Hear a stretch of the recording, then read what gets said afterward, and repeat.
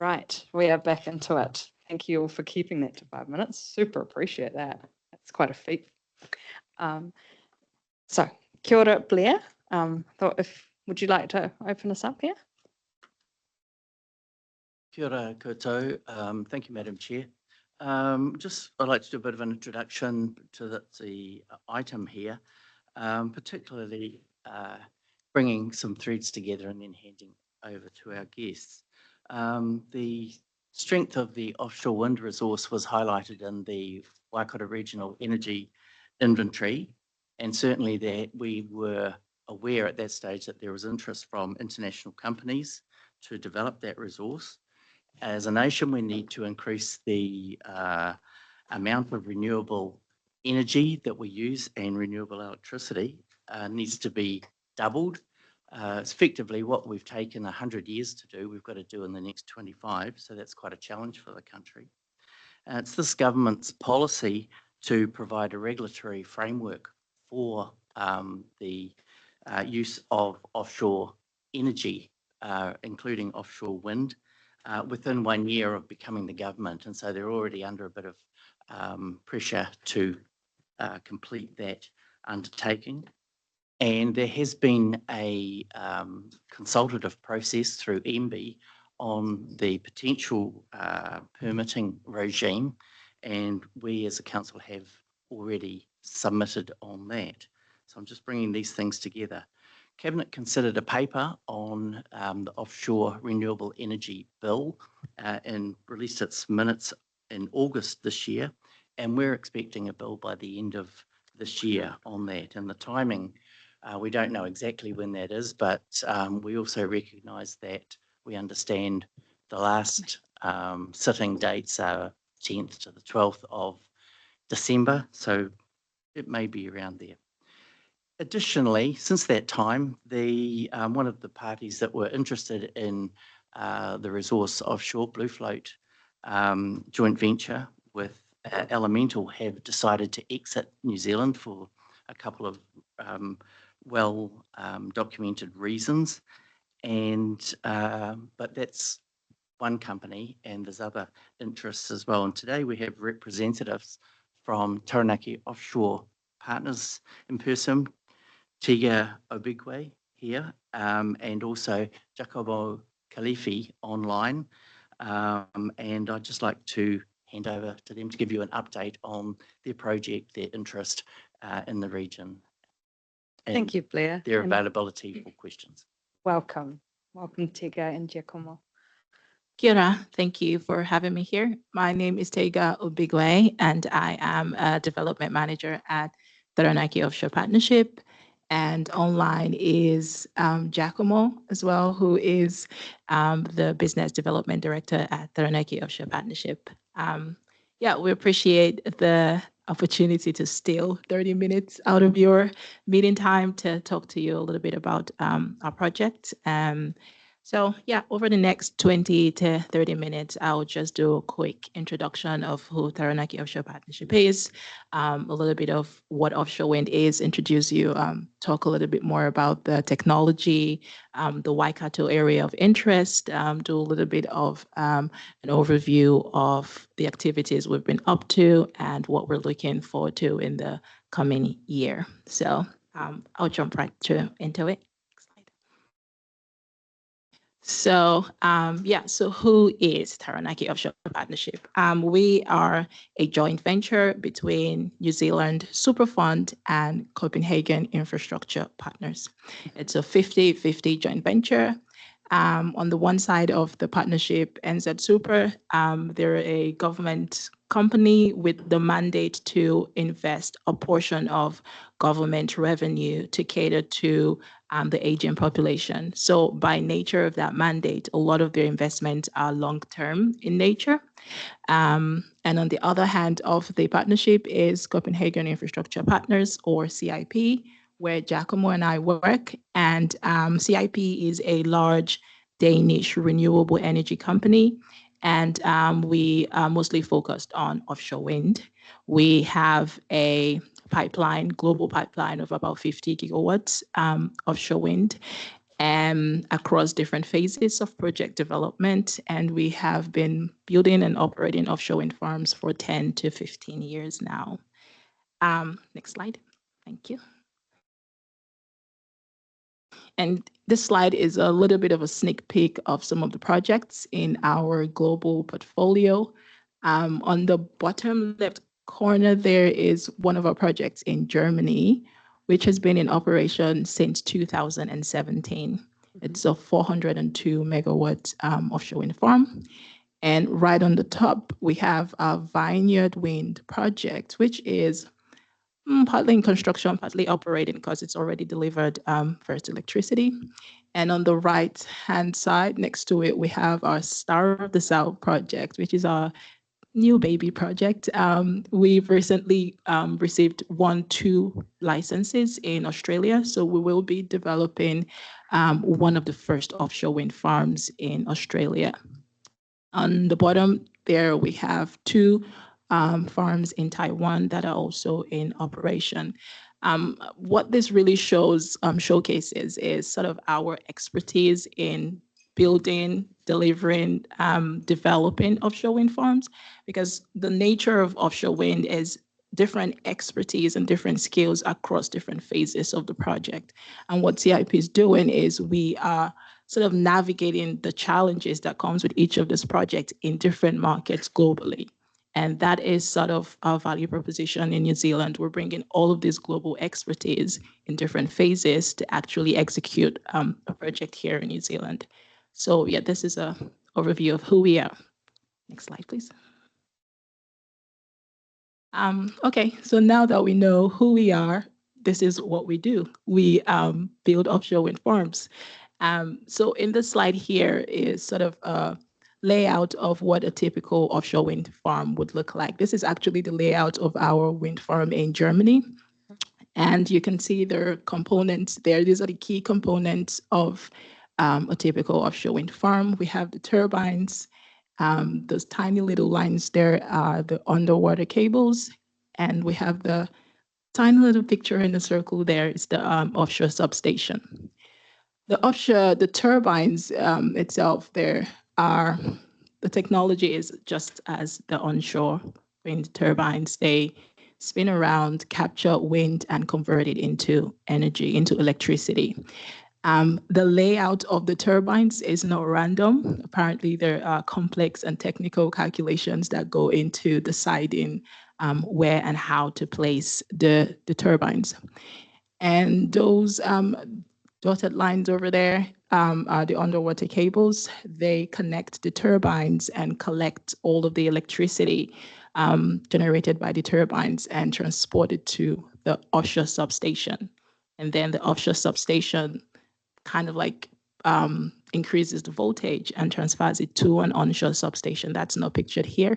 And it's passed on to the grid to be used by homes and businesses. Next slide. So one of the questions that pops up commonly is, why build them out at sea? Why do we want them out at sea? They're operational onshore wind farms. There are many reasons why building them out at sea makes sense and is attractive. One of it is greater wind speeds. We all know that there is more wind out at sea than we have on land. Greater wind speed means more electricity can be gotten from the resource. That makes it a really attractive technology, a location for offshore wind. Linked to greater wind speeds is high capacity factors. So offshore wind farms have a higher capacity factor than onshore wind farms. By higher capacity factor, we mean that there is a higher chance that offshore wind farms will generate electricity at the maximum installed capacity compared to onshore wind. So we know that wind varies and the speed and the intensity of it varies. So if you have a 1 gigawatts installed capacity, for instance, it's not going to generate 1 gigawatts of electricity all the time. Same applies for onshore, but because we have stronger winds offshore, there is a higher percentage of time when it's generating at the maximum installed capacity. So you're getting more out of the resource and more out of the investment. Another benefit of having the wind farms out at sea is that they're easier to transport. It's easier to transport the components out at sea than on land. I don't know if you've seen a couple of YouTube videos of companies trying to transport the components of onshore wind farms. It looks very scary and uncomfortable. But basically, for onshore wind farms, you're trying to navigate the roads, the hills, trying to get up a hill because that's where you get more wind. And that's just a logistical nightmare. For offshore wind farms, that's not the case because we have the components put in a massive vessel, taken to the ports, partly compiled in the ports, and then sent out at sea. So there is less logistical hurdles to navigate with offshore wind. Another benefit related to easier transportation of components is that because we don't have a lot of logistical hurdles to navigate, we're able to use bigger turbines. So for our projects in Waikato and South Taranaki, we are proposing to use 18 megawatt turbines, which means each turbine generates 18 megawatts of electricity. For onshore wind farms, the turbines have to be smaller because they have to consider the transportation and the logistics to get to these locations. So that's one key benefit. Another benefit is that there is limited visual impact. So I don't know if you've come across the challenges now, but a lot of onshore wind farms are starting to get pushback from communities because people just don't want the turbines close to their homes. And with a lot of the class 1 sites for onshore wind farms taken already, it means the class 2 sites are going to be closer to people, more difficult to access, which brings more pushback. With offshore wind, we're putting them down at sea. And for our projects, we try to put them beyond the 12 nautical miles, which means the probability of them being visible are significantly low. I've just got a quick question. Just a quick question. You've talked about it's easier to get the equipment out offshore, but then you've got to get the foundations on the seafloor, which can be significantly, 10 kilometres deep. I mean, how deep are these out at 12 kilometres offshore? How deep are the foundations? Are the foundations? How tall are the shafts that hold the wind farms when you're at that far offshore? In terms of water depths, we try to look at 30 meters, Giacomo, is that right? Yeah, we try to look at 30 meters so that the foundations have to be slightly taller than that. So is there a technical difficulty in founding something 30 meters down on the seafloor and securing it? No, so the offshore wind technology, especially if you're using a fixed bottom turbine, is very well advanced, and there are no technical. It's a complex task to undertake, but there are no difficulties doing it because the technology is well established globally. Thank you. And there's always the option of floating, right? Yeah.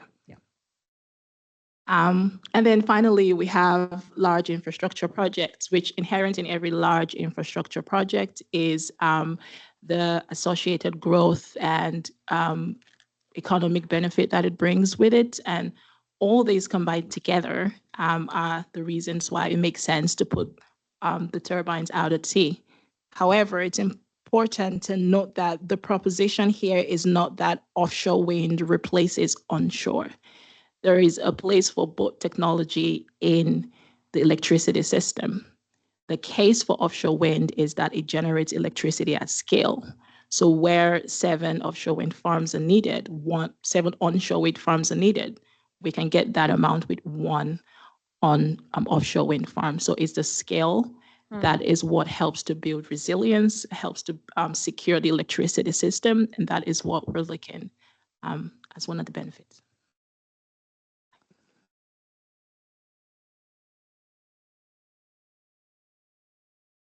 So yeah, here is a depiction of the Waikato offshore wind site, where we're proposing to install up to 1 gigawatts capacity.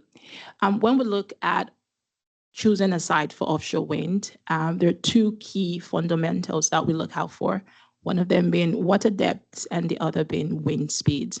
And those 2 factors together kind of led us to narrow down into that red section out there as the area of interest. It's about 25 to 40 kilometers off the coast. And there is a predicted wind speed of about 8.5 meters per second, which is considered decent for offshore wind globally. And there is also a predicted capacity factor of about 45%, which means 45% of the time we'll expect the proposed 1 gigawatt to be generated. Some of the good things about this site is, if you look there on the circles, there are 2 circles, and we can see the Glenbrook grid connection on the top, and in the bottom we have the Huntley grid connection. So there is easy access to good grid connection points. Another benefit of the site is that it's close to Auckland, where we have a concentration of large energy users. So we can connect to the grid, and we have people who are ready and who need the electricity. So this is just sort of an overview of our area of interest in Waikato.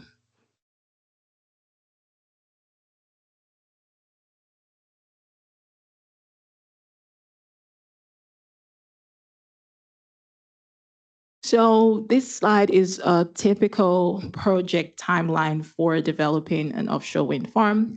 And you can see here it's divided into 4 phases, and the years on the bottom. I would like to first state that this is sort of a typical timeline for a well-established offshore wind industry in European countries. This is sort of like a global standard. But when you look at countries like New Zealand, where we're still developing the regulatory regime and things like that, it wouldn't be wrong to add in a couple more extra years to each of the phases. But this is what the phase looks like. So we're currently in the feasibility and development phase, and a lot of the activities in this phase involve industry building, community engagement. We're also doing some early environmental studies that will then feed into our more comprehensive studies later down the line. So we're there, and that is estimated to last for about 3 to 5 years. And then we have 2 years for construction, operation and maintenance and decommissioning. So right now, what we're really looking forward to in this phase is getting the regulatory regime established and getting a feasibility permit awarded, because then that gives us exclusive access to the area of interest to do more comprehensive work. And here is just a sneak peek of some of the activities that we've been undertaking under the development phase. As I mentioned earlier, in the development phase, a lot of community engagement and industry building work. And some of these activities are site-specific, and some of them are more market-specific. So just work that we do to build the industry, and both sides, Waikato and South Taranaki, will benefit from it. In terms of industry building activities, we have the industry capability mapping, which is sort of a smaller scale study. Actually, I think the national impact study by PwC did a large scale look into the kind of jobs that are expected to come as a result of building offshore wind farms. You have a question? Okay.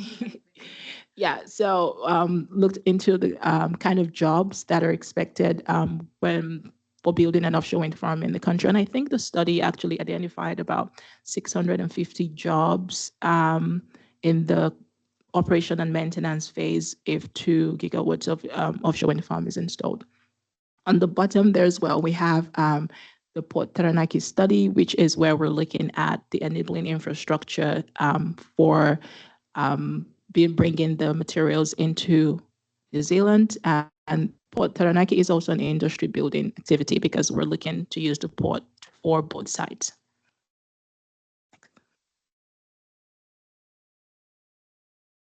And these are more site-specific activities that we've undertaken. The picture on the left is a picture from when we launched our flighter in the Taranaki site. So the flighter is sort of a gigantic equipment that we've used to sort of confirm the wind speeds in that site. It's just a way to establish for a fact that our numbers are correct, because and the wind speeds are established at around 10.5 meters per second over there. And on the other side is, this is done more recently, is the underwater microphones that have been deployed in the area of interest as well.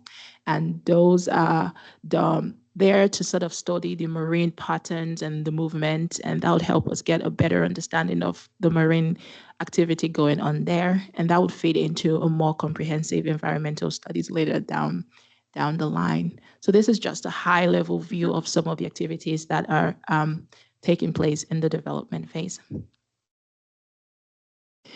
So overall, what is the benefit of offshore wind beyond taking wind and turning it into electricity? This is just a high level view of the value proposition that we see for offshore wind. And one of them being that it's renewable energy at scale. Beyond that is the contribution that it brings towards mitigating some of the climate change issues that we're experiencing. With significant CO2 emissions, renewable energy can power electrification of a lot of industries to contribute towards mitigating or minimizing their CO2 emissions. And that in itself is a major value proposition. With the commitment towards decarbonizing, we need a lot of electricity, clean electricity. And with 1 gigawatt or 2 gigawatts large at scale, that would definitely be a fundamental contribution towards the goal to decarbonize and minimize carbon emissions. And then we have economic growth. I talked briefly about jobs earlier, and we can do a whole presentation about that because that in itself is a whole facet of it. But at a high level, there is a significant amount of jobs, as you can see there, that will come through the different phases of the project. And there is also the related and associated industries that we're expecting as well, hydrogen and data centers and the supporting industries as well. There is infrastructure development. We talked about the port upgrades and also supporting industries for that as well.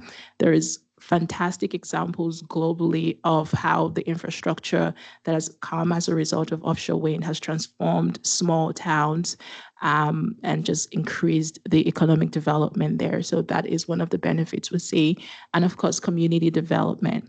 At the heart of what we do is being a part of the community and looking for ways to ensure that the community is a part of what we do. And at the heart of all of our engagement is actually genuinely understanding how to integrate with community. So we currently have our community advisory group that is going to be launched soon. And it's a group that sort of helps us with a better two-way engagement with the community to really get the insights to the areas that we're not able to reach.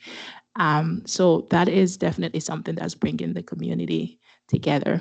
So overall, these are some of the things that we see as the value proposition for offshore wind. Yeah, so I think I'll stop talking now and I will take your questions, Giacomo and I. Thank you very much, Tega.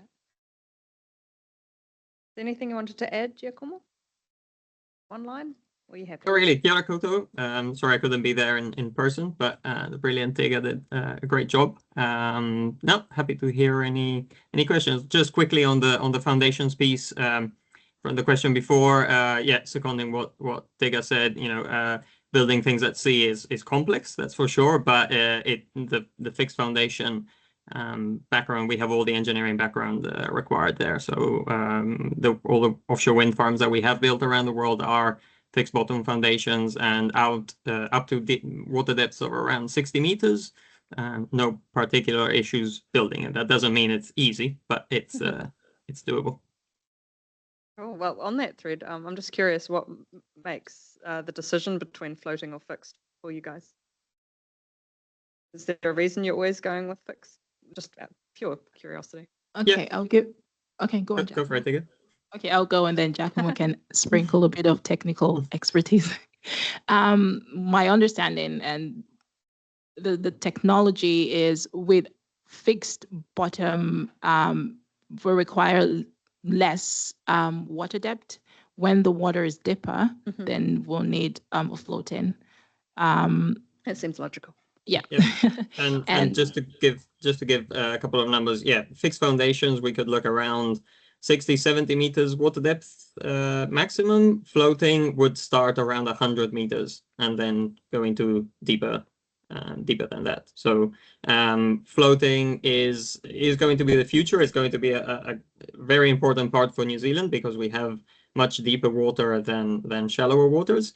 But the floating technology is still, let's say, a little bit behind. There's some huge technical challenges to overcome there, and they will be overcome eventually. But let's say in every new market that we start, we tend to look at the fixed bottom foundation options first because they are much more technically ready. Let's put it that way. Thank you. Appreciate it. Councillor Dunbar-Smith.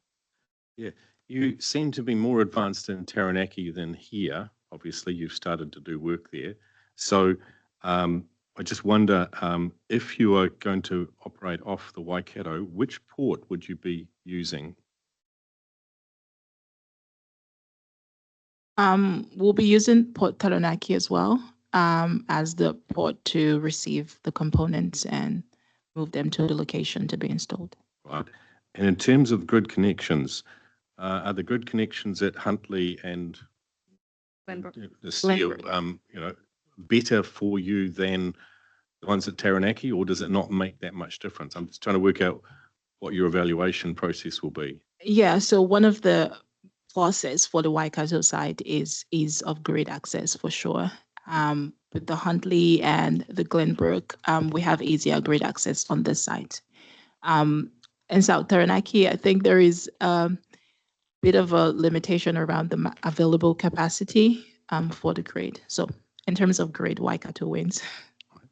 And in terms of community engagement, you mentioned community engagement. Is that something you're planning to start here? And if so, when? Yeah, it is one of our big plans for 2025. Once we move into the establishment of the regulatory regime, then we have a little bit more, I don't want to say confidence, but due to lack of a better word, in pushing more activity to our areas of interest. Thank you. Thank you. That was a similar question that I had. Yeah, and I guess one of the key community interest stakeholders here would be Waikato Tainui. And so I just wondered, but if you haven't quite started all of that, then it makes sense. We have had the first engagement with Waikato Tainui. Yeah. So yeah, we've had let's say we had the first pass of talking about our views of the potential of the project, but definitely we haven't gone to that next level of the deeper community engagement. Worth saying, very genuinely, we did quite a bit of work alongside Blue Float. We know that they were out there in the community quite a bit, and to be honest, at this stage of, let's say, industry building, we're pretty much all saying the same things, and so there wasn't really the need for multiple companies showing up and using everyone's time. But that is one of the things that, yeah, we do plan to look more into next year, that's for sure.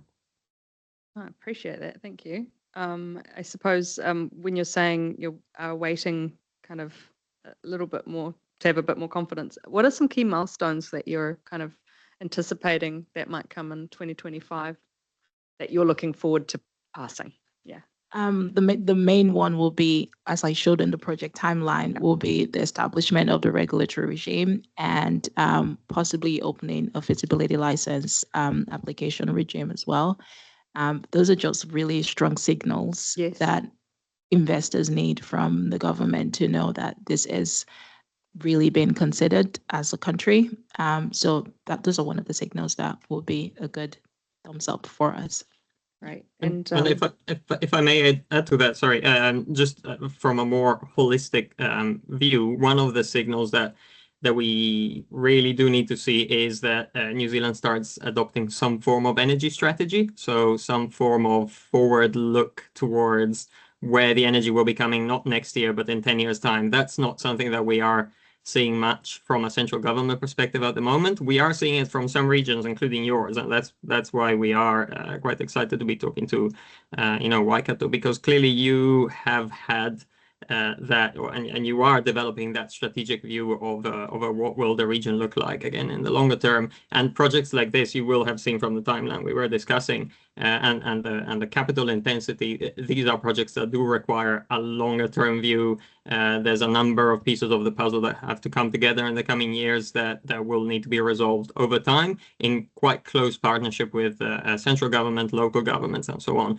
So let's say, again, that strategic view of what is the value of offshore wind and how does it fit in the wider picture. That is something that we most definitely, let's call it a soft milestone, but it's something that we need to have much clearer, next year for sure.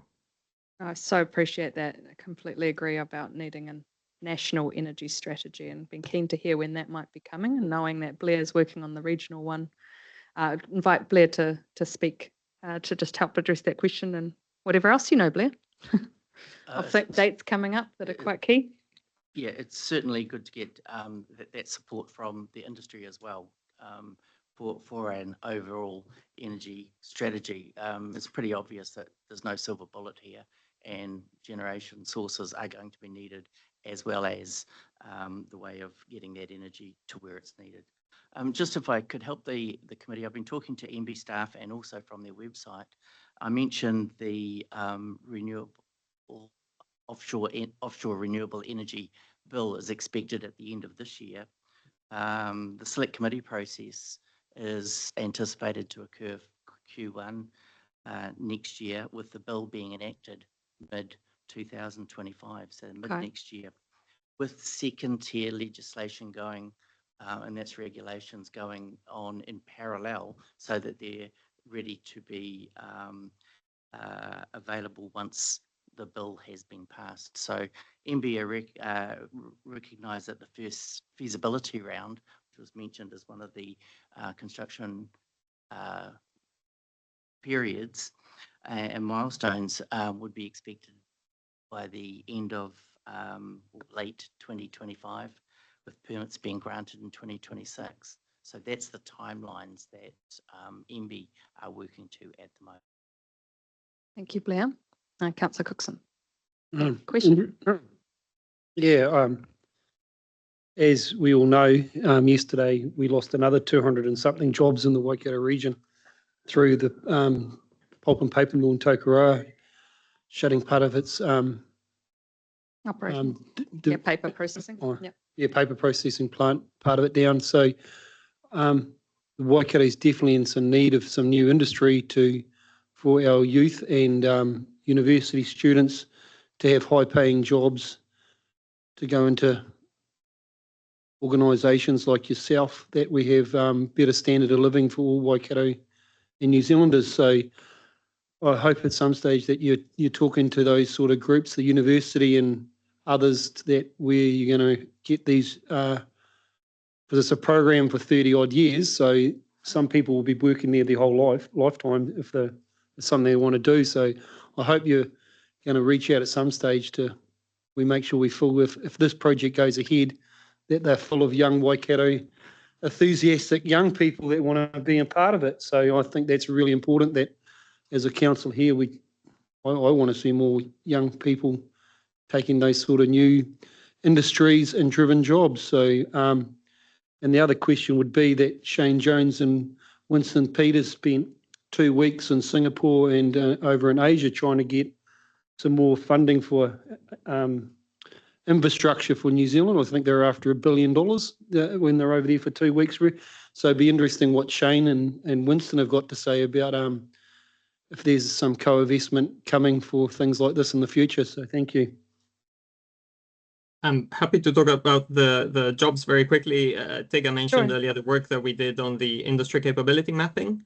That's one of the things that we're, I guess, the proudest. So it's been 2 years now. We did a lot of work to basically have a good breakdown of what kind of jobs can come into a new market through the development of offshore wind. We are being very conservative and real in terms of what jobs can come and which jobs will not come. New Zealand will very likely not have factories to manufacture offshore wind blades or things like that. There's some investments that require a scale of development that we will simply not have, not even Australia will. We did focus on the operations and maintenance jobs, because those the number that we came up with for the 1 gigawatt offshore wind farm, for example, off the coast of South Taranaki, is roughly 150 jobs for the 30 years of operation of the wind farm. And those are, well-paying, highly technical jobs, very good skills that can be transferred to other other technologies. So those are like really valuable and can be very, very local. That's the other aspect that we are focusing on, is how can we maximize the opportunity for the regions. And then we moved into a phase 2 of that study, which is what we're about to wrap up now, which is more around the training. Not all the skills that will be required are present in the country, and so where will that training need to come from in order to just prepare people to be able to access these jobs when they eventually come.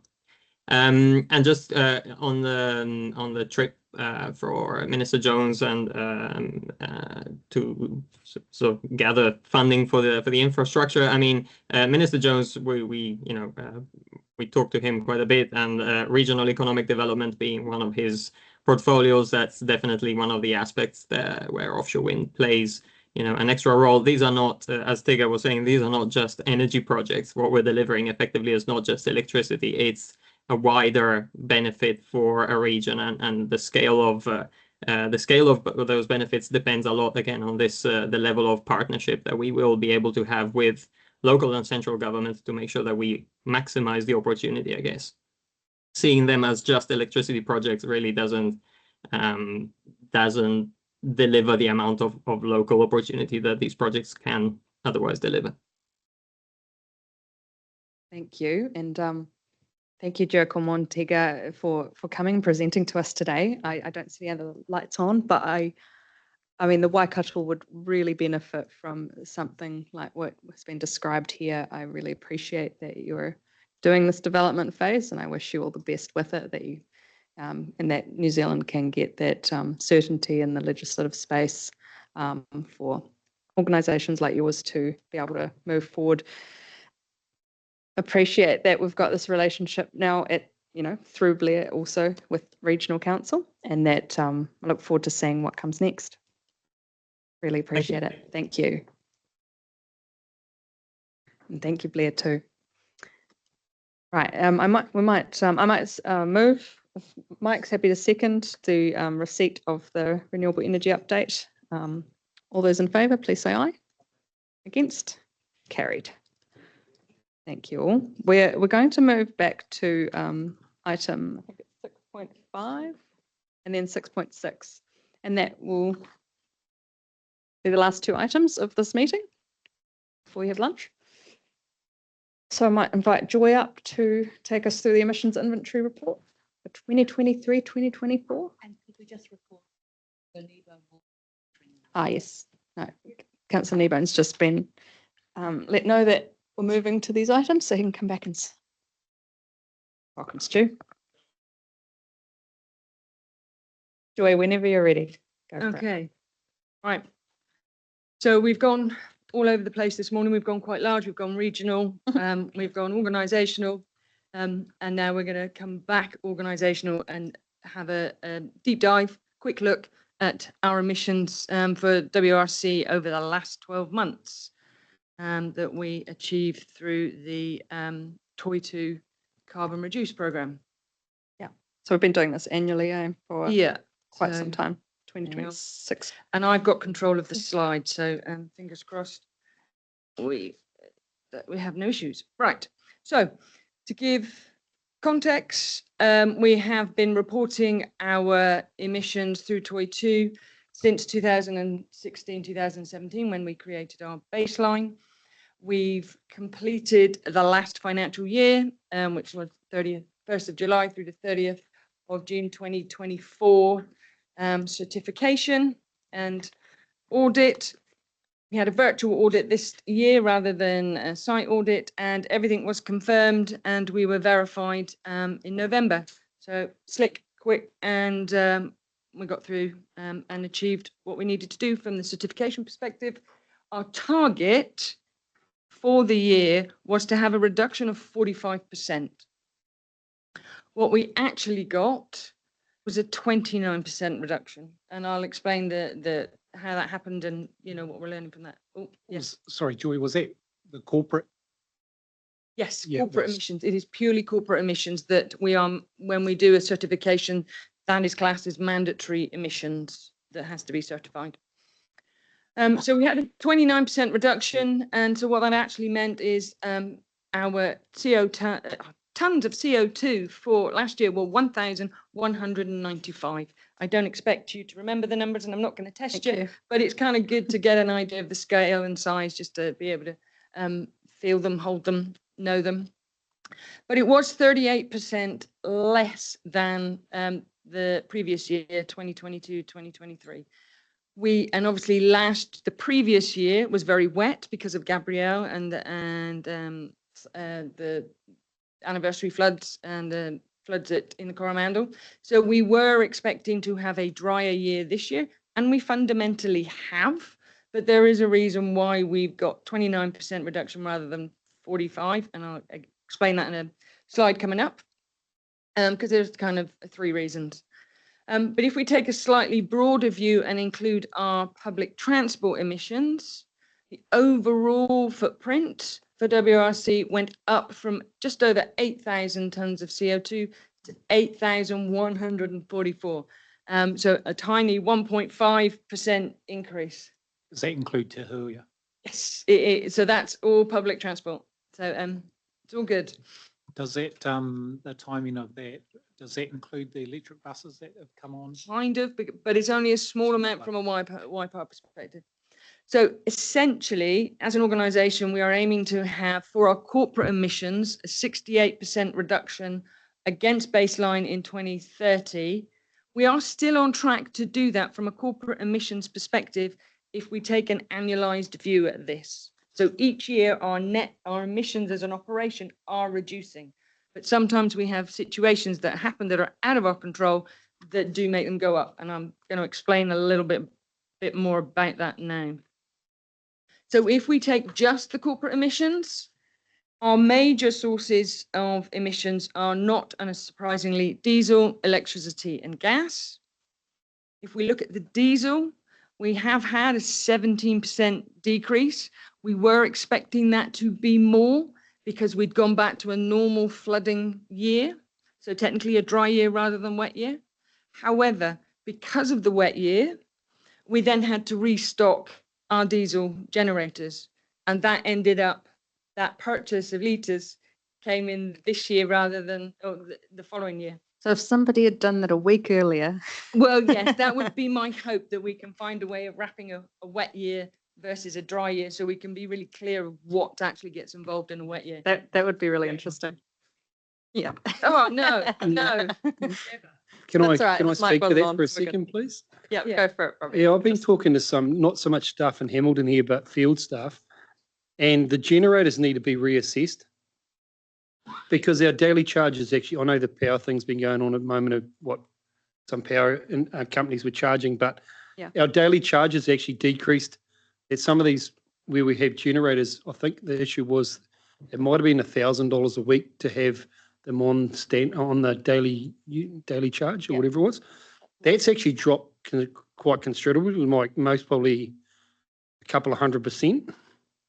So I think you guys should actually be asking ICM to assess, is generators the right way to be using at this stage? Because some staff are saying we need a internal assessment of are the generators the appropriate use of that at the moment. So The economics change. yeah. So I'd like, yeah. Joy? Yeah, no, so that's great question and great observation. So anything around tariffs and costs from a diesel electricity perspective, we are getting better at looking at. So looking at whether, so they are starting to think about if we do get to a point where we need to replace a diesel generator, can we do it with something else? If we think about our pump stations with the capacity, we are looking at the tariff so we can bring back. So if we've got a tariff where it says we can use 150 kVA, but the max is only 100, we're beginning to get them dropped down. So the whole tariff situation is being reviewed, and we're trying to get much better at that. And the other thing to that would be that if we're not going to, that has to be assessed. And at the moment, we're up for 2 new generators or 3 new generators anyway. The cost of operating those generators should decline because they'll be more efficient. They'll be AdBlue generators, I'd imagine. not just burning diesel. So the emissions of those generators should change over the next couple of years as well. So Definitely a lot of moving parts within there, and a lot of good conversation that is happening as to, you know, what does the future look like. And it's quite an interesting point, because on top of the fuel restock, when we did the swap out of Churchill East, in order to maintain levels of service, we used diesel generators then, or diesel pumps. So that was another reason why we ended up having further use, because normally it would have been on electricity rather than diesel. So yeah, so it's I think what's happening is the more that we're all getting closer to this and thinking about it and looking for changes, then this will be a continually improving situation, and really goes back to very early on when we talked about material impact. So the whole infrastructure is of much material impact. another tricky question then we should be discussing, when we're doing infrastructure rebuilds, why aren't they electric pumps that have been put back in the hooked to the mains instead of using diesel generators for it, if that's the cost by increasing your emissions by that? There are discussions to make sure that that is included as part of that as well, where we can go back onto the grid rather than diesel. And we have only got 5 diesel pump stations. So that's a small number compared to all of the pump stations. But yeah, from all aspects. But there's 69 or something in the hierarchy that are all going to have to be replaced over the next 30 or 40 years, or some of them may have to be. And so we need to invest into temporary electrical pumping that we can hook back into the mains instead of using diesel to do it. And that's just I think that's a reasonable question to ask, since the infrastructure build is going to be so big in the future. Free always to send Joy an email of something you hear around the trip. Yes, but to be fair, these are definite active conversations that we recognise that, you know, if we're going to stay on track, these are the types of things we really need to be thinking about. Just brief, sort of would cover that. Yep.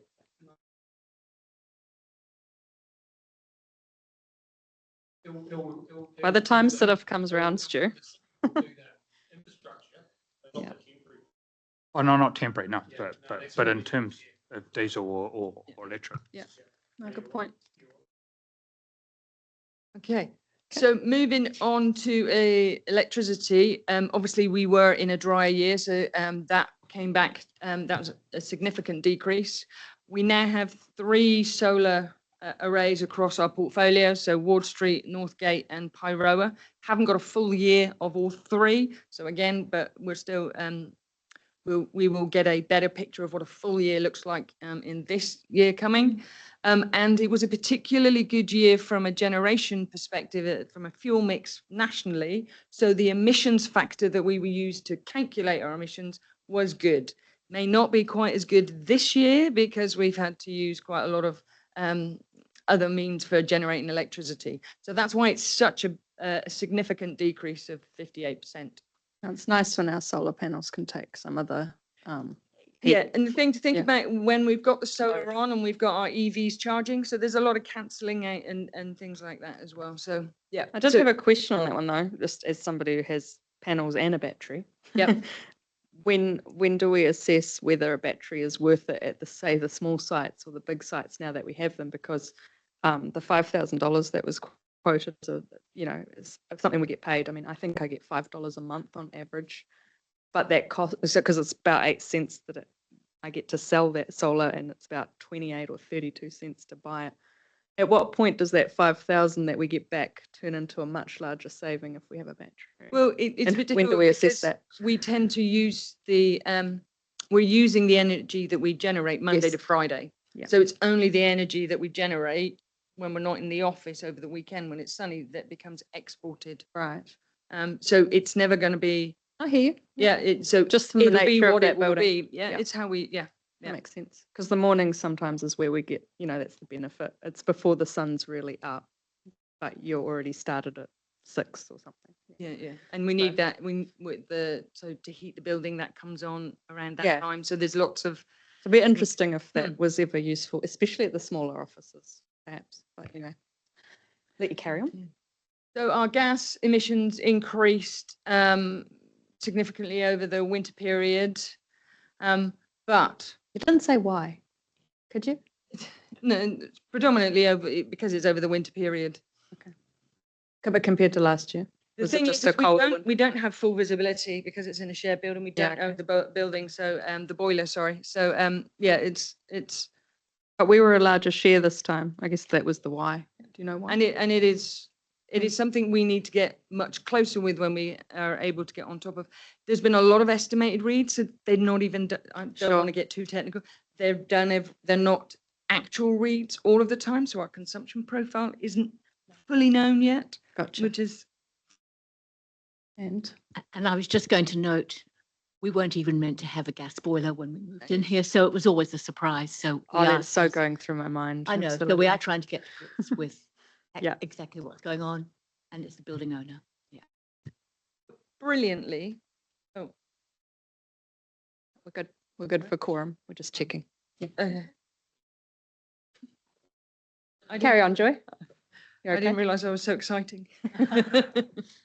Emissions from air travel have decreased 48% as well, which is great because we weren't sure after the kind of year after COVID that it would then bounce back. But it's been a continued decrease, which is awesome.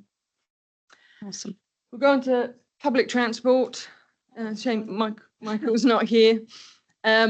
So You yeah, should you will see that the buses have increased, but because we've done more kilometres over the last year, so it's a fuller, more services, but that's been slightly offset by the YPAR buses going on EV this year in April. Tahuia was a complete full service. That's quite good finally. As a hey? data set, it's nice to have a full year of a full. Yeah, service. exactly. So that becomes a Yeah. much better baseline for us.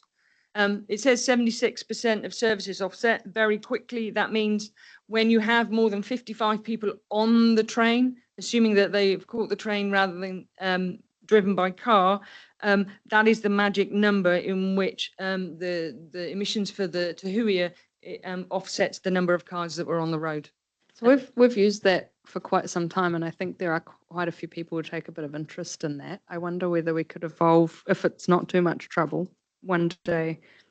That obviously in those trips where there were more than 55 people, there were more people, which might then make up for the fact there were 24% of the trips that didn't have enough people. I just wonder whether there's a per person type overall outcome of Tahuia running that we can one day quote, but that's just so I mean one day if we can do that, but Yep. just keep it in mind. And again, it's a good figure for the public transport team to have as well. So. Yeah, exactly. Thanks. And the mobility service, our taxi service, that is a continually growth service. So as that grows, so the emissions grow with that. So that's kind of correlated. Happy with that? Yeah, sorry to hear that info is being difficult with taxi versus total mobility. Hopefully we can get to the bottom of that one day. Yeah. Okay, so just to give you a real visible view of this, everything to the left of the blue line that's going up in the middle is our emissions to date actuals. Everything to the right is our forecast out to 2030.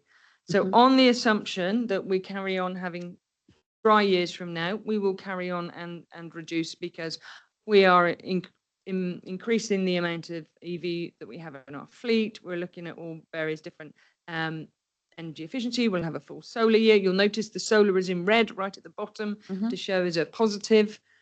So we think with the actions that we've got in play, before we get to the new actions that we want to do more with, we will still get our 68% reduction by 2030. Yep, we'll see how we track. But Yeah. and I mean, keeping in context that our organizational missions are of a certain scale and there is work to be done and outcomes of really material Yeah. nature. So That have all sorts of benefits. Emissions is almost, it's So not certainly necessarily one of driver, this it's always a organisation's benefit. It's targets. always a benefit, yeah. So the focus for this year is to hope that our air travel will not exceed last year's and that we'll continue with this kind of range of what good travel looks like for us. Keep looking at ways of reducing our core energy costs. and have a full year of solar and BMS. So BMS, building management systems. We now have remote access to all the different circuits in Ward Street, so we can understand a lot more about our individual operation here at a more granular level. So that'll be interesting to understand. Keep decarbonising our vehicle fleet. We've spoken about this a couple of times already. Look at energy efficiency opportunities with the infrastructure.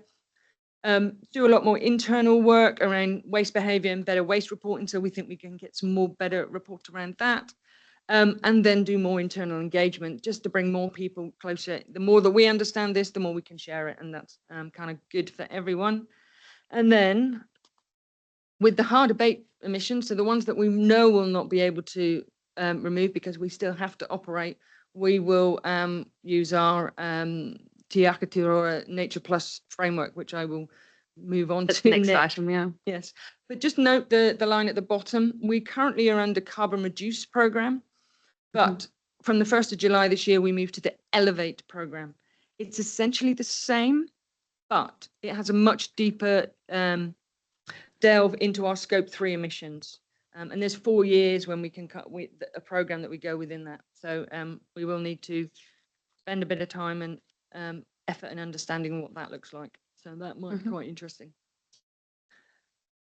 And that's the end of that one. Any Yeah, other questions? That was really good. Just something Karen and I discussed a while back, and keen to investigate a little bit further since we're talking about collaboration with TAs, was that piece around whether Toitu might be open to a model between us councils and the Waikato where we help certify even the smaller councils who might not on their own think that it's financially a good use of money, but if it's under an umbrella such as ourselves or CoLab or so, that they might Certainly ask the question. we can ask the question. I think we actually did ask the question informally once. Yeah. Of Well, I know somebody that works people there, and they do- said it should be okay. So A couple of them carried. do use NZ audit. Right. Yeah, and most don't. I think the only other council that I know that uses Toitu, and they're getting into it because I've had a few conversations, is Otago Regional Council. Okay. So it feels like maybe more people are thinking they need to get some form of certification because as more regulation comes in down the in future years, having a robust set of data is very good to be able to kind of rely on and kind of go, we know it's good I data. suppose at least if we know where all the TAs thinkings are at as to their openness to it, then at least we know whether to investigate this further or not. Thank you. If we might pass both received together, if that's all right, and we'll just move on to the next item. Okay. I'll receive both and after Joyce finished. Happy to move on? Yeah. Yeah. Okay. So the Nature Plus framework that got approved and over the line in May this year. What I want to share with you, and I'm very conscious of time and I don't want to stop you from getting your lunch, is where we are with the individual case studies that were identified as part of the framework and also a new one. So I'll just give you a quick recap of what we're trying to achieve and then dig into the three case studies. So the aim of the framework is to increase biodiversity, improve water quality and regenerate land, and ideally our own land in the first instance. We want to use the nature restoration for to offset the hard to abate emissions. So we will continue to mitigate and do everything we can to reduce our emissions, but then use nature where we can to offset the remaining out by 2050, could be before, but definitely 2050 and beyond. And then where possible and where there's land and where there's finance and where there's opportunity, offset the Tahuia and the public transport emissions as well. And we will do that. That'll just take a little bit longer. To do the corporate emissions, we need somewhere between 22 and 34 hectares, and that's all about intensity of planting. So the more intensity we do, then the less hectarage we need. For corporate emissions and public transport, we need somewhere between 140 to 240, and I would err more around the 200 plus because of the types of land that we would end up replanting and regenerating. Sorry, Question or two? I just you talked about the intensity of the planting. Yes. Just expand on. Right. Sorry. So if you imagine a hectare of land. Yeah. The normal kind of standard planting is 1,600 stems per hectare. Yeah, so you're talking stocking rate, yeah. Yep, yeah. If you then, and in a couple of occasions, if you do 2,500 stems per hectare, you end up obviously more plants and more sequestration happening per hectare, which then means you need less hectares effectively to get the same sequestration rate. So it's all, yeah. Oh, yeah, look, might take it offline later because I find that a bit interesting because it's all about canopy cover as I understand it. And those stocking rates might have an impact on canopy cover in the first 2 or 3 years when you're not getting any carbon income anyway. No. So when you think of removals, so removals and offsets versus income. Yeah, So income from ETS, you've got to have 30% canopy cover. yeah, All right, to hit the criteria. yeah. If we're doing regeneration and we want to get our carbon offset, we kind of want to use as little land as possible in order to get that offset. So it's just a slightly different way of thinking about how you do it. I might have you at lunchtime if that's all right. No, that's fine. And, Yeah, yeah. and this is a very interesting developing area of learning for me, working with the biodiversity team. So yeah, Okay. that's good. Good call. All Yeah, right. no, Robbie? no, brilliant. I would be very happy to have Robbie? lots of conversations. Well, just most probably an easier word is biomass per hectare. Because it's the actual tonnage that it is per hectare. It would be a better word. Just Ken? wondered if you also considered including 2,500 hectares per year for covering the peat, because that was in that earlier You report. don't that miss was out done. that bullet point. No, So no. yeah, no, it's not in here because we know from a focus perspective we can really focus on the corporate emissions and we want to get to the public transport. The whole when you think of the peat soils, it becomes obviously who owns the land. How do you Yeah, it's further build in that that program? matrix. How do you then think about all of the positives and negatives, and how do you ensure normal service that's needed? So it's a much more complicated solution, and you need a lot more players around the table to have the right conversation to understand what would you do, where would you do it, why would you do it, and with whom would you do it, if that makes sense.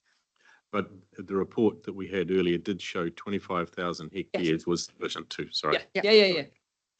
Sorry, yeah. Let's never lose sight of that. No, and it's really interesting whenever you show the slide, you show corporate emissions, public transport emissions, and then the organic soil emissions. It is. It's Mike had a question, then we'll. Oh, Yeah, sorry, Joy, I'm just adding into it as well. I know at times the essence and I have to go soon, but I can't see why we can't add into all the PP partnerships that we have, that all the land that's getting done, gullies and farms and stuff like that. We've been on field trips with that. I know this is just on corporate, but that should be a factor as well. So where we want to get to is that it becomes BAU, and but the complexity around that then becomes around carbon credit agreements, because then when you get an EPA and you've agreed it, and environment planting. But Yeah. don't forget though, if the council and the government are trying to, I'm putting on my farmer's hat, they're trying to make us accountable for our emissions. There's no blooming way I'm going to give any sequestration rates up to the council. Yeah, but And normally, that- And neither is he. normally Unless those- some of the conversations Yeah. that we've been having. but normally those partnerships are a third, a third, a third. Yeah. So I think it should be, equally divided. I'm just saying because we're looking at our emissions and, we've got some high emissions and we can't do that because we've got, a huge growing city right in the smack in the middle of our region. But there's a lot of good work out there that we do in partnerships that we don't get any of those emissions rebates to a certain extent. Yeah, but that's primarily because most of the restoration work we do is on little wee strips. It doesn't meet the criteria to Yeah, be but registered with all adds ETS. up. It's a huge amount. But no, it doesn't meet the No, criteria. So Well, to you get- mean the canopy? Yeah. No problem, Ben. So it has to be 30 meters wide and it has to be. Well, they need to change it because there's just so much of that good work done. No, Yeah. I would 100% agree. It would be great that we could categorize everything, but No, I agree. And even in the bigger picture. need your mic. Just need your mic. You need your mic. If you're going to run. Bigger picture, New Zealand compared to other countries, what we do, Yeah. Yeah. You know, we were right down at the bottom of the pecking order. And, you know, I hear we just given 10 million to the Pacific Islands for climate change. You know, Yep. some of that could have gone to the coastal and Thames. That's the point I was trying to make earlier at the start. But and you, like Mike, you were up out at Raglan the other day, and you held a petrol chick, and you look at that, and like how many people in New Zealand ever held Yeah. a petrol chick? Oh, yeah, sorry, I'm wording a bit wrong, but you know, like, and these are the things that our communities are going to have to decide what's important, and we've got to have the co-investment money coming out of what Mike is saying to reinvest into the future. So it's all a part of the same dynamics. I love the enthusiasm, and the fact is, we want to start with something, and then we can go further. That's right. And all of those points you mentioned before, Mike, we do put in our submissions to central government. So we are trying. And they were all kind of captured within the framework itself as kind of like Yeah. phase 3. Phase 1 is corporate emissions, phase 2 is public transport, phase 3, Go wild. as much as we can possibly get. Yeah, we might lose more people soon. So let's Yeah, keep. no, so I'm going to whip through the 3 case studies. Neesville, you would have was introduced to you last time. So we went away and we asked them to put in an application for an ETS ruling. The northern part of the block was already regenerated, so isn't eligible. There's 65 hectares. We think there is. Had hoped to be able to give you the ruling by now. Had to provide some extra information. They've told me on Monday that I should hear in the next couple of weeks. And it will be a case of whether that's we can have it as it is, or whether we need to do some enhancement planting. Yeah. So that's still a bit of an unknown. At least the cost of that one's are low, so that even with the delay, if we wanted to start something in the next financial year, we might be able to find the funding somehow. It's not a huge outlay like some of the other ones. Yeah, the only thing I'd say is that obviously access is quite difficult, Right. but yeah, agreed. Right, I am Okay. really skipping through these. That's So the fine. next one, Karakiā floodplain, again was introduced in May. We had slightly different areas, but essentially we had hoped for up to 20 hectares. It's probably from a carbon perspective less than 6. However, this is a great site for a biodiversity credit market, for a biodiversity credit perspective. So we may use it from a carbon perspective as a contingency and backup, but we'd like to kind of the intention known that when the biodiversity credit market is more mature, this is a site, because we've got a very detailed planting scheme now. We know what we want to do, where we want to do it, how we want to do it, to make that into, or regenerate that back into a really nice wetland. And there's a lot of interested positive stakeholder engagement in the area as well. The question I have on that one is, what is TCDC's view on what they want to do with this? So I I haven't think- heard yet. I think they want to do additional stuff. Yeah. So that we will do this. And then their iwi are very engaged, TCDC are very engaged, and a few other parties that may want to come to the party There in might their be own way reasons to just recreationally, wetland, the whole area. It The kind of project might be led by TCDC for the reasons they want to do it, and then this is more of a side event. Yeah, But it's the reason we started talking to them. Yeah. Yeah, straight away, you know, wetlands, they give out 7 times more, you know, take up 7 times more than a forest. And as You soon know, as so- the ETS, with all those submissions we're making, changes so that it gets recognised for Yeah. that as well, we might measure it differently. But at the moment, the wetland probably wouldn't have enough biomass per hectare. No, and there is some So- planting already in place that you But I wouldn't want to agree with take you. out. So, yeah. Just needs to be recognised in the right way. Mm. Yeah. Heaps of co-benefits as well. And then this one, which is another wetland. Hang on, let me make sure I say this right, because it's the first time I get it right. So, yes, exactly. Opatia. So it's located in the lower Waikato River Valley and drains to the west via the Opatia stream into the Waikato River. Mhm. The wetland is a mosaic of Restiad bog, fen and swamp, and covers approximately 950 hectares. Around the wetland are several parcels of grassland that are currently grazed and could be prime locations for restoration. And what you'll see on the right-hand side map, every area that's got a black line around it, that is one of the grazed areas that we have, that we lease out, you'll see the blue area, which is the wetland, and you'll notice area 1 in the middle. You'll notice all of the areas are numbered. Totally, it's 130 hectares. Mhm.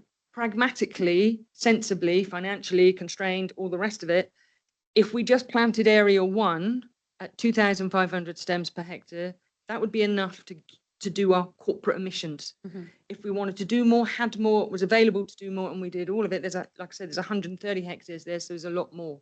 So it's all about, once we understand what's happening with the ETS in Neesville, what are the options and how do we want to play it? But we have started having conversations with the leasee there as well to understand options and things.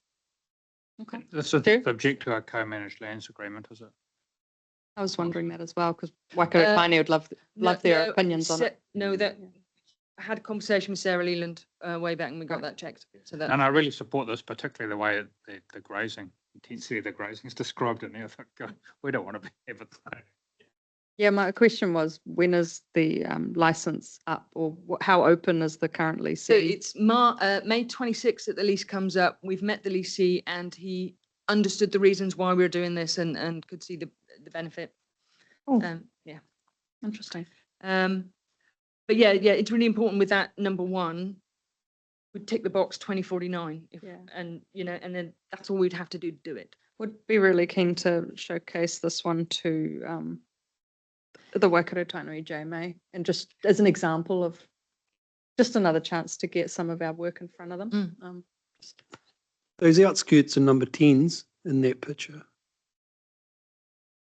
Yep. No, Yeah, number 10. no yeah. problem. Yeah. Thank you, Mike. But I Are think they, they're are they, about are they higher pieces of land, or what are they? No, so they're patches of land that adjoin the wetland. So they're bare and they could be planted. I think 10 comes to about 7 hectares maximum, so it's not a massive amount. No, but it is, It's grassland. but it's actually a part of the wetland. It's not higher land than the wetland. No, That's what it's- the land there does slope down. Back into it again. Yeah. Okay. So you could plant all of 10 up as another, like, what would you call it? A connection from 1 to 10 as a biodiversity. Biodiversity credit. Yeah, because you're connecting 1 to 10. So it's like a corridor, is what I'm, Oh, yeah. Right. yeah, that's what I was trying to explain. Once we know what's happening. Yeah. Yeah, once we understand what's the criteria Yeah, for yeah. biodiversity credit, Yeah. and then we can work out how do we baseline it, and then what do we need to do. And the other one, when you were in Coromandel, was at Thames here. Is that Whitehouse scheme land, or is that Thames Coromandel land? So it's Whitehouse scheme. Right, cool, that's all. Yeah, it's, you definitely could make that into a boardwalk and something quite creative for the that'd be cool. Coromandel Township, then Yeah. not just a wetland, but actually something the community can walk through and enjoy, whether you take a dog for a walk or take their kids for a walk and see something quite cool. Thank you. I like about some of these case studies. Definitely. You look at them and just like, just the right thing to do Completely. for so many reasons. And so we'd almost need like just a trigger to start talking about it and see how far it can go. It's land that needs to be protected for the flood scheme anyway, so Yeah. actually planting something on, as long as it's not going to affect the scheme, how it works, is actually good, because no one can build there, because we've all got this issue where Yeah. people want to go and build stuff on scheme land that shouldn't be built on. The And- next steps, Joy? And then next steps, we should hear soon about from MPI regarding Neesville Road. Then we can Okay. sit down and kind of work out what do the options look like, because depending on what comes back from them, investigate funding options, continue stakeholder engagement, and carry on. Cool. Something that came to mind for me was, because once we identify the site, like a case study, there's all these other thoughts that come out.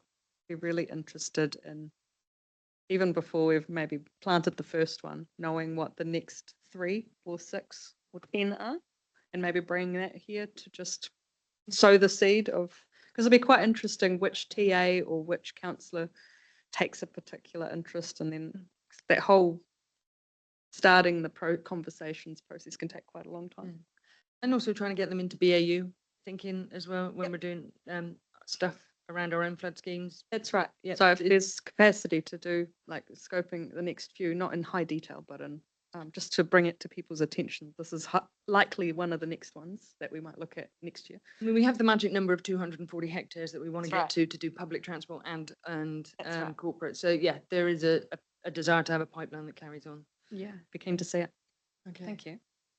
Well, we have Stu might move the last item and this item to receive both reports, and I will second them.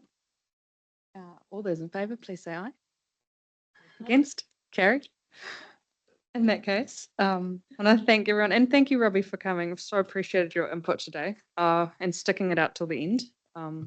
I will just close us with a karakia, but Can I just say Yeah. something just before we end? Please.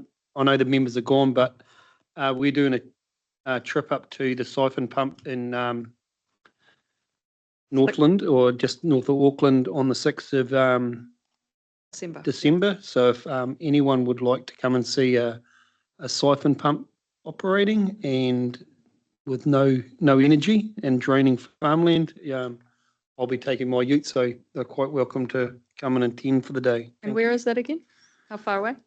We go up to Karakiā Heads is the furthest place we go to for the day to see the one functioning on a dairy farm. So, And you've seen it once before and you're going back, so it must be. well, Very good. just there's landowners want to go, and I got told yesterday Andy Foster's most probably turning up to see it operate on the day as well. I met him in Wellington a while Yeah, back. then Cool. New Zealand First MP is going to be there on the same day as we're there, so might be worth going. Cool. That's great, thanks. I think, yeah. Well, thank you, everybody. It's 12:41 and we're all pretty hungry. So I will just close us. Really appreciate your attendance today. Unahia mai te urutapu nui, kia wātea kia mama, te nākau te tinana, te hinenaro. I te ara takatū, koia rā e rongo e whakāria ake ki runga, kia teina, teina. Haumi e, hui e, tai ki e. Thank you.